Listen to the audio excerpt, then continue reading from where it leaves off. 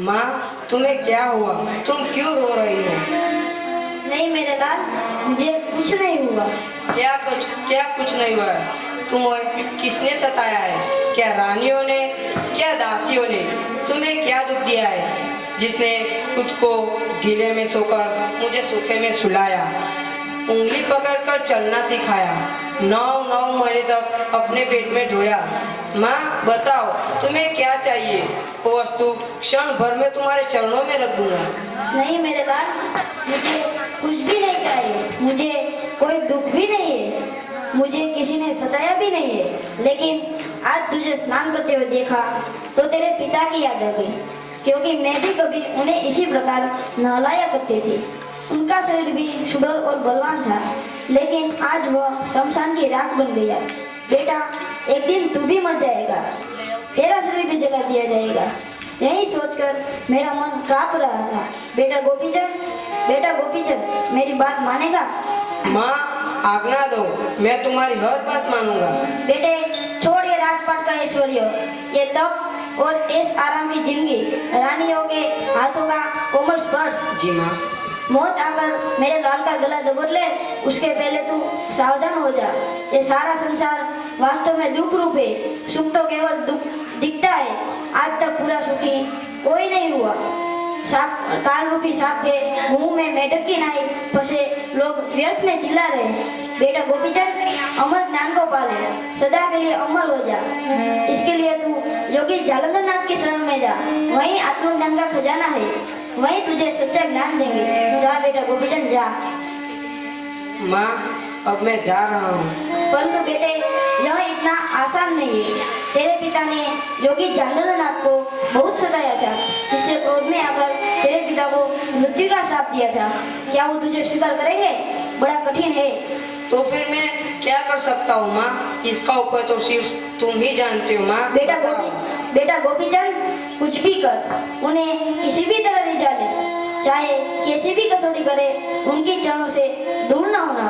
और तेरे पिता का नाम सुनकर वे क्रोध करेंगे और तेरा परिचय पूछे तो तू झूठ भी नहीं बोला, क्योंकि महापुरुषों की सेवा करने पर पुण्य 1000 गुना मिलता है और झूठ कपट रखने वालों को 1000 गुना पाप भी लगता है। बेटा गोपीचंद, तू झूठ तो नहीं बोलेगा, लेकिन वो तुझे भस्म हो जा ऐसा 3 बार कह सकते हैं। इसलिए मैं तुझे उड़न की 3 पुतली देती हूँ। वो भस्म हो जा कहते ही तो अपना स्थान छोड़ देना और अपने स्थान पर उड़न की पुतली रख देना। वहाँ जलकर भस्म हो जाएगी और तू बच जाएगा। जा बेटा, जा। माँ, मेरा तेरे चरणों में प्रणाम। यदि मैंने सच्चे दिल से भगवान की भक्ति की है, यदि मैंने प्रतिव्रता धर्म का पालन किया है, तो माँ का संकल्प तेरी रक्षा करेगा। परमात्मा तेरे साथ है। जा बेटा, अब देर न कर। माँ, मैं जा रहा हूँ।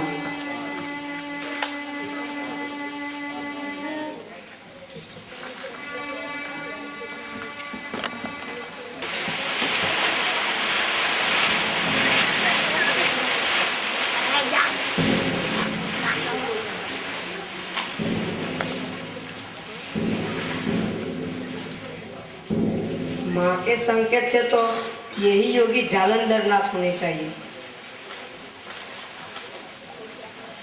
हे नवनाथों के नाथ, हे जन्म मरण के चक्र में भटकने वाले इस जीव पर दया कीजिए। मृत्यु आकर मुझे मार दे, उससे पहले आप मेरा हाथ पकड़ लीजिए। हे महाराज, मैं आपकी शरण में आया हूँ, मुझे स्वीकार कीजिए।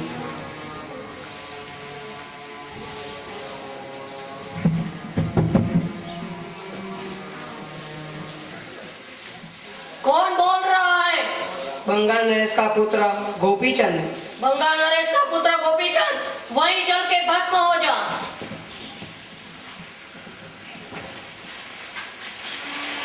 हे दीनानाथ, मैं तुम्हारे शरण में आया हूँ। मैं हजारों जन्मों के माताओं से गर्भों से दुख पाता चला आ रहा हूँ।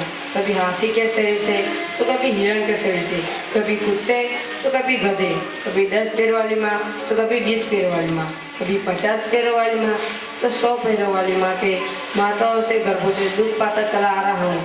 अब मैं आपकी शरण में आया हूँ, मुझे स्वीकार कीजिए। ये दूसरा कौन बोल रहा है? बंगाल नरेश का पुत्र गोपीचंद। बंगाल नरेश का पुत्र गोपीचंद वहीं जल के भस्म हो जा। हे योगेश्वर, अपने दिल में दिलबर की जोत जलाने के लिए आपके द्वार पर भिखारी खड़ा है। हे अलग पुरुष, अलग जगाइए। ये तीसरा कौन बोल रहा है? बंगाल नरेश का पुत्र गोपीचंद। वहीं जल के भस्म हो जा। मैनावती का पुत्र बंगाल नरेश का पुत्र गोपीचंद तुम्हें प्रार्थना करता है कि अपना दर्शन देने की कृपा करें। मैं आपकी शरण में आया हूँ। मैं माँ मैनावती का आशीर्वाद मेरे साथ है। क्या माता मीनावती का आशीर्वाद? ऐसी माँ कौन है जो अपने पुत्र को मेरे 3 बार श्राप से बचने का सामर्थ्य दे बैठी? उस माँ के पुत्र को मैं जरूर आशीर्वाद दूंगा और उस माँ को भी धन्यवाद दूंगा। क्यों, कैसे आया? महाराज, मैं आपका शिष्य बनने आया हूँ। महाराज, मैं तो योगी बनूंगा। योगी बनेगा? राजमहल में रहने वाला, प्रजा का शोषण कर भोग विलास में अपना जीवन बर्बाद करने वाला तू क्या योग करेगा? चला जा अपने राजमहल में। महाराज नहीं, भोग तो भोगी को ही भोग लेता है, लेकिन योग तो परमात्मा के साथ मिलाकर परम पद में प्रतिष्ठित कर देता है। महाराज, मैं तो योगी बनूंगा। ठीक है, योगी बनेगा। जा, सामने गुफा में एक तांबे का घड़ा रखा है, उस घड़े को अभी नदी किनारे ले जा और अच्छी तरह से मांझ के पानी भर के ले आना। अगर तू उस घड़े को अच्छी तरह से मांझ सका तो तू अपने दिल को भी अच्छी तरह से चमका सकेगा। जा बेटे, पानी ले जा। महाराज, इतना बड़ा घड़ा, इतना भारी पानी में कैसे उठा सकता हूँ? मैंने तो आज तक पानी का प्याला भी अपने हाथों से नहीं उठाया, और इतना बड़ा घड़ा। इतना सा पानी का घड़ा नहीं उठा सकता तो फिर तू योग क्या करेगा? चला जा अपने राजमहल में, बड़ा आया योगी बनने। महाराज नहीं, माँ ने कहा था गुरु का आज्ञा जरूर मानना। अगर मैं खाली हाथ घर गया तो मेरा दिल कैसे भरेगा? महाराज, मैं घर नहीं जाऊंगा और पानी लेने जाऊंगा।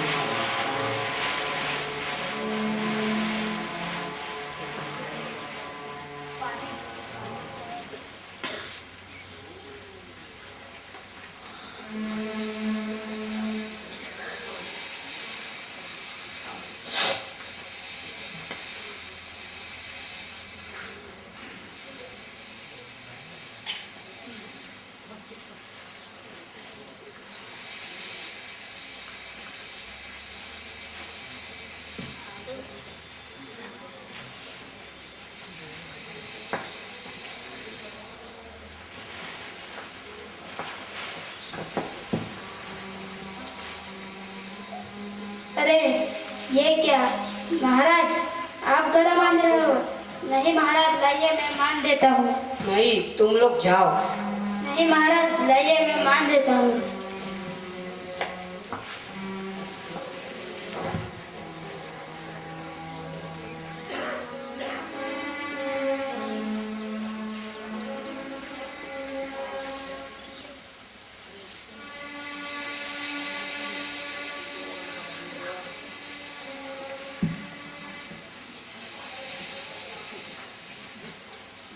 नालायक, पानी का घड़ा वहीं पे फेंक दे और इधर आ।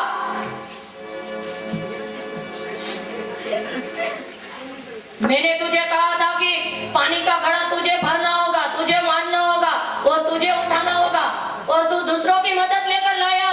तेरे बदले दूसरा खाएगा तो तेरा पेट कैसे भरेगा? तेरे बदले दूसरा नींद कर ले तो तेरी नींद पूरी हो सकती है। बिना तेरे बदले दूसरा सेवा का घड़ा भरेगा तो तू अपने दिल का घड़ा कब भरेगा? बिना सेवा का ज्ञान कैसे टिकेगा? जा अपने महल में रानियों के कोमल कोमल हाथों से चंपी करा, उनके हाथों का पकवान खा और मखमल के पलंग पर आराम कर। चला जा, जब मौत तुझे चबाएगी तब तुझे पता चलेगा। अरे युवराज होकर रोता है, ये तेरे जैसे रोने वालों का मार्ग नहीं है, ये तो मर्दों का मार्ग है, मर्दों का। चला जा अपने राजमहल में। महाराज, घर नहीं जाऊंगा, अपनी माँ के दूध को नहीं ले जाऊंगा। महाराज, ठीक है, बाजू के गांव में जा और 7 घरों से थोड़ी थोड़ी भिक्षा मांग कर ले आ। महाराज आप कहे तो गुफा को सीधा सामान से भर दूं, यहाँ तक कि सड़कें रोशन कर दूं। अरे कंगाल, तेरे पास है ही क्या? अभी भी राजपना दिखा रहा है। थोड़ा सा पुण्य था, उसी को खर्च के तो राजा बना था। जा भिक्षा मांगे, तभी तेरा अहंकार थोड़ा दूर होगा। जो आज्ञा गुरुदेव।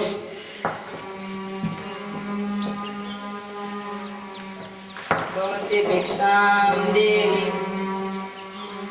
भवती भिक्षां देहि। राजन, आप क्या कर रहे हैं? राज्य का सिंहासन खाली पड़ा है और राजा भिक्षा मांग रहा है। नहीं नहीं, राज्य संभालो और भक्ति करो। नहीं, तुम लोग मुझे भिक्षा दो, अपने गुरु की सेवा करने दो। हमारी बात नहीं मानेंगे तो ठीक है, लाइए मैं आपका झोला सीधा सामान से भर देता हूँ।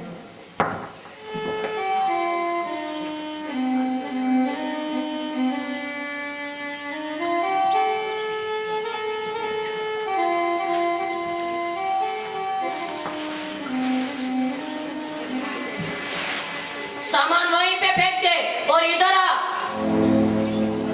बोलिए गुरुदेव। मैंने तुझे कहा था कि 7 करोड़ से थोड़ा थोड़ा मांग कर लाना, और तू एक ही घर से भर लाया। माँ, गुरुदेव मुझे क्षमा कर दीजिए, मुझसे भूल हो गई। मुझे तीसरा अंतिम अवसर दीजिए। ठीक है, मैं तुझे क्षमा करता हूँ, लेकिन अब फिर से भूल हुई तो कभी मुझे मुंह न दिखाना। जा अपने राजमहल में और रानियों के पास जाकर कहना कि माता मुझे भिक्षा दो। क्या पत्नी को माता कहूँगा? अग्निदेव को साक्षी मानकर जिसके साथ विवाह किया था उसको मैं माता कैसे कह सकता हूँ? एक क्षत्रिय होकर पत्नी को माता कहूँगा? क्या तुझे पत्नी अपना परिवार का अभी मोह प्यारा लगता है तो तूने विश्वेश्वर का मूल्य नहीं समझा। बेटा गोपीचंद, यदि तू मैनावती का पक्का पुत्र है और उसकी कोख को लज्जित नहीं करना चाहता तो जा भिक्षा मांग कर ले आ। जो अपना गुरुदेव, ये कल्याण करता, अगर मैं फिसलूं तो मेरी रक्षा करना। बेटा वहीं पर सच्चे दिल से परमात्मा को याद करना, वो तेरी रक्षा करेंगे। जा बेटा भिक्षा लेके आ। जो अपना गुरुदेव। एक पुत्र राजपाट का घर से भगा लिया। तुम सदैव कभी विधवा की तरह रहनी। महारानी की जय हो। आपके पति आज मैं बड़ी खुशखबरी लाई हूँ। आपके पति राजा गोपीचंद आ रहे हैं और महल की ओर आ रहे हैं। मैंने अपनी आंखों से देखा है। क्या ये बात तुम सच कह रही हो? अगर ये बात सच हुई तो मैं तुम्हारे को मोतियों से भर दूंगी। वही चेहरा, वही कठिन पहने में आ रहे, आते ही उनके पैर लिपट जाऊंगी। माता भिक्षा दो। अरे क्या परपुरुष है, मुझसे दूर जाओ। एक पत्नी में स्त्री परपुरुष का वश कर ले तो वो तेजी हो जाती है। मुझसे दूर जाओ। हे भगवान, मुझे क्षमा कर देना, मुझे कैसी भूल हो गई। माता भिक्षा दो। दासी, इसको भिक्षा दे दो। जो आज्ञा महारानी।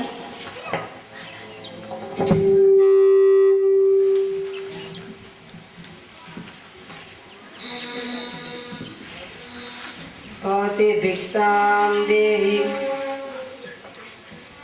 माँ, ओ माँ, मुझे भिक्षा दो। ये ले बेटा। चावल के सिर्फ 3 दाने। मेरी माँ के हर बात में कुछ न कुछ रहस्य होता है। मेरी माँ कोई साधारण स्त्री नहीं है। मेरी माँ जब विधवा हुई थी तब पति के वियोग में रोई नहीं थी। पति को अमर बनाने का, आत्मज्ञान का संकेत कर अमर बनाने वाली ये माँ, जिस योगी ने अपने पति को श्राप देकर मार डाला, उसी योगी के पास भेजने वाली ये माँ बेटे को श्राप मिलेगा ऐसा जानती है और उड़द की 3 पोटलियाँ बनाकर देती है। उड़द की पोटलियाँ जलकर भस्म हो जाए, ऐसी मेरी माँ। जरूर कुछ रहस्य होगा, जरूर कोई संकेत छुपा होगा। नहीं तो अपने एक लौते बेटे को चावल के 3 दाने, ये रहस्य वाहिनी माँ। मैं तुम्हारी भिक्षा शिरोधार्य करता हूँ। मेरी हजारों जन्मों की माताएं रही होगी, लेकिन वह माताएं वसुधरा मेरी माता होगी, लेकिन मेरी सच्ची माता तो तू ही है। माँ, साधु संतों के जीवा पर सिर्फ तेरा नाम आएगा। माँ तू धन्य है। माँ, मुझे इसका रहस्य समझा। बेटे, पहले चावल का रहस्य है कि तू सदा किले में रहना, और दूसरे चावल का रहस्य है कि मेरा लाल सदा मोहनभोग खाता रहे, और तीसरे दाने का अर्थ है कि तू सदा सैया पर शयन करना। माँ, मैं इसका अर्थ नहीं समझा। तेरा बालक हूँ, तू मुझे फकीरी आदेश दे चुकी है, भिक्षा देकर सम्मति दे रही है और कहती है सदा किले में रहना। मैं तो द्वार पर जाकर अलग जगह होऊंगा, गुरु जहाँ कहेंगे वहाँ रहूँगा। मुझे किला कहाँ से मिलेगा माँ? बेटे, किले का अर्थ है कि तू सदा गुरु की निगाह में रहना, उनकी चरणों से दूर न होना, वही तेरे लिए सच्चा किला है। अब मन के कहे अनुसार किसी माता के गर्भ में उल्टा न लटके, इसलिए तुझे पहला दाना देकर संकेत करती हूँ। माँ, दूसरा चावल देकर कहती है सदा मोहन भोग खाते रहना। मैं तो द्वार पर जाकर भिक्षा मांगूंगा, जो मिलेगा उसे खाना पड़ेगा। अभी तो एकादशी रखनी पड़ेगी, जो मिलेगा उसे स्वीकार करना होगा। मुझे मोहन भोग कहाँ से मिलेगा माँ? मोहन भोग का अर्थ है कि जब तुझे खूब भूख लगेगी तब तू जो भी खाएगा वहाँ मोहन भोग की तरह स्वादिष्ट हो जाएगा, तब तुझे सूखी रोटी भी शक्ति देगी। माँ, तीसरा चावल देकर कहती है सदा सैया पर शयन करना। मैं तो गिरनार की गुफाओं में, घने जंगलों में, शिला पर, नर्मद के रेत पर सोऊंगा। मुझे सैया नहीं मिलेगा माँ। बेटे, सैया का अर्थ है कि जब तुझे खूब गहरी नींद आएगी तब तेरे लिए कठोर शिला भी नरम सैया बन जाएगी। माँ, अब मैं जा रहा हूँ। माँ का आशीर्वाद तेरे साथ है।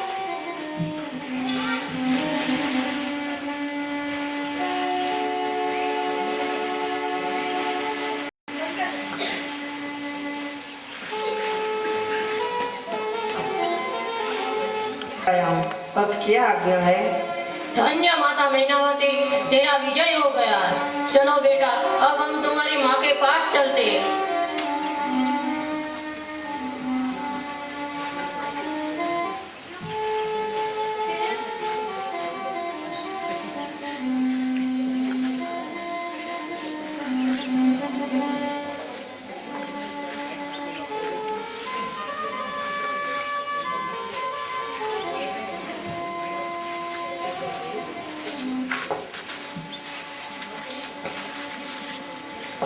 धन्य धन्य मेरे भाग्य जो योगीराज आज स्वयं मुझे दर्शन देने बता रहे हैं। मैं तो सब विधिहीन हूँ, फिर इनका सत्कार कैसे करूँगी?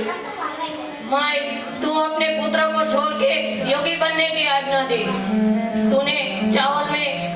तूने भिक्षा में चावल के 3 दाने देकर हस्ताक्षर कर दिया। तेरा बेटा राजपाट छोड़कर योगी की ठोकर खाकर सभी ठोकरों को अपने सिर पर रखकर वो अमर हो जाएगा। महाराज, हजारों जन्मों में, हजारों शरीरों में कुत्ता बनकर ठोकर खाकर आया, हाथी, घोड़ा, गधा बनकर ठोकर खाकर आया। अब तुम्हारे जैसे योगी की ठोकर खाकर सभी ठोकरों के सिर पर पैर रखकर अमर हो जाएगा। माए, तेरे तख्त का क्या होगा? मरकर तो सभी छोड़ते, जीते जी छोड़ देंगे, इसमें क्या होगा?